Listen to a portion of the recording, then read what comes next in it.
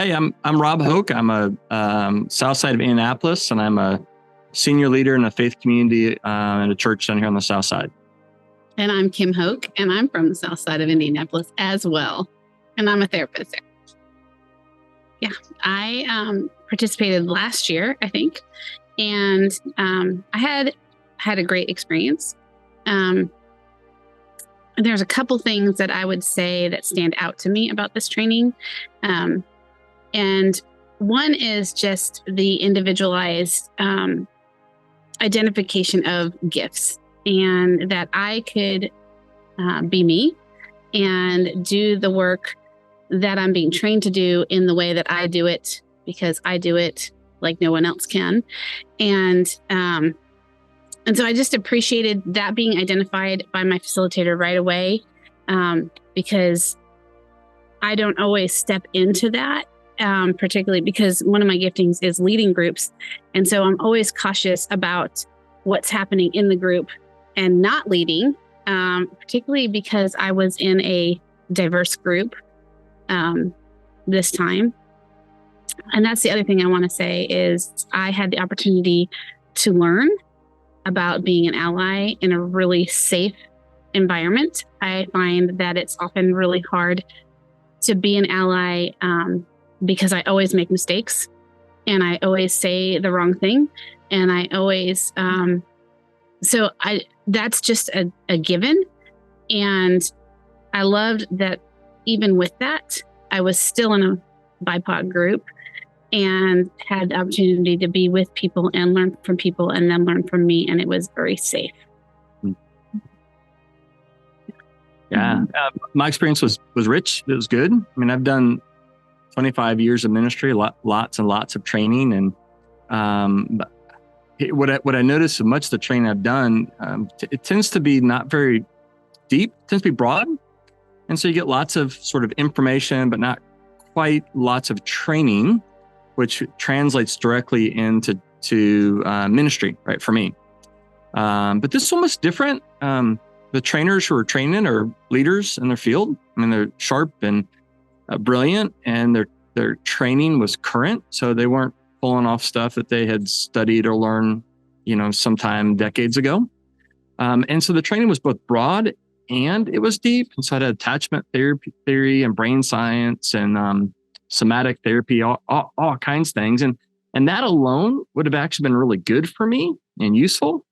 But what set this training aside was that all of that was offered in a diverse setting, right? So for me, I was able to be in a setting where folks were not quite like me, didn't have experiences that I had, came from different places. Trainers themselves came from a diverse group, and the participants were diverse. And so for me as a senior leader, I wanted to see long-lasting fundamental shifts where folks experience freedom and flourishing. The training for me was gold, because it moved the conversation from the theoretical into the lived and the experienced and the felt. I got to hear directly from folks who grew up in marginalized or minority settings. And so it wasn't something that was cognitive for me. It was something that I got to hear directly from folks who had the lived experience. And that was really helpful. It was useful because I come from a majority context.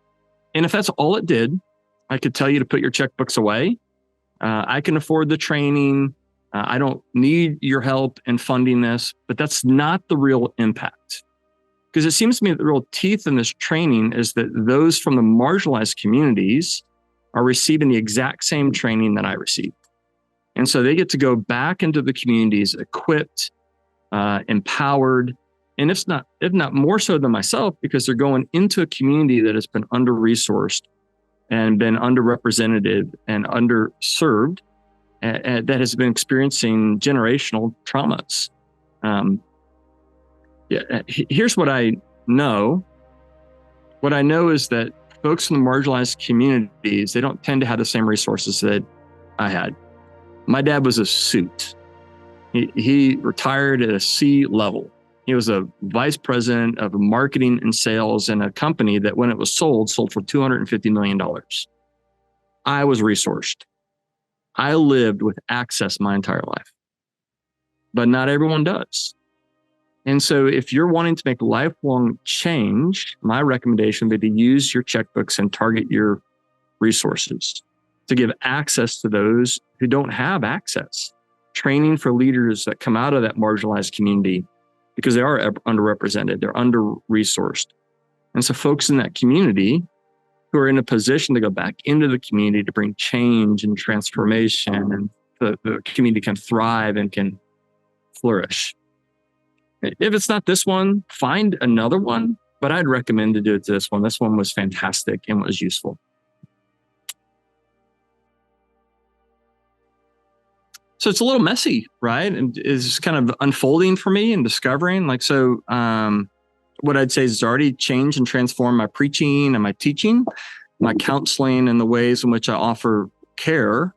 I'm much more aware of the binds of trauma. I'm much more aware of how complicated and how complex the stories that people have are and the harm that they come out of. And so I have greater compassion. I have greater care, and I have a deeper intensity in my focus on how it is that I do offer care so that it can leverage change. May 25th, 2020 was one of those days for me. It started like any other, but I saw the same videos that y'all saw with George Floyd. And for me, that unlocked the journey that I neither knew I needed, nor, if I'm going to be honest, really wanted. I didn't know at that point about Black Wall Street. I didn't know that at that point about Red Summer. I didn't know about Seneca Village. I didn't know about the Rosewood Massacre. I didn't know that was my history. And it's every bit a part of my story as is a part of stories from folks who are descended from that community. I didn't know about individual or communal trauma. And I want to live in a world where videos like that never happen again, because moments like that never occur again. And as a senior leader in a community, what I want to do is to discover how it is that I lead a community of faith to begin to make real, significant, lifelong change. Big piece of that for me has been education, just discovering and understanding to bring knowledge into places of ignorance. I'm white. Most of the folks that I serve in my community are white. And there's a part of this that I want them to learn and to discover what it means for those that do not have skin like mine and do not have stories like mine. How does they navigate and they live? I want to use my position and my influence to bring real and lasting change. And this training is a huge piece and a huge step in that. I have used this training with my clients as a therapist, and I have also used it because I lead groups, story groups, that do basically the work that this training trains people to do. I have groups that I lead, and I have groups that I lead on weekends, women on weekends. So, and I would say I also use this training in my relationships, in my marriage, in my church community, in my parenting.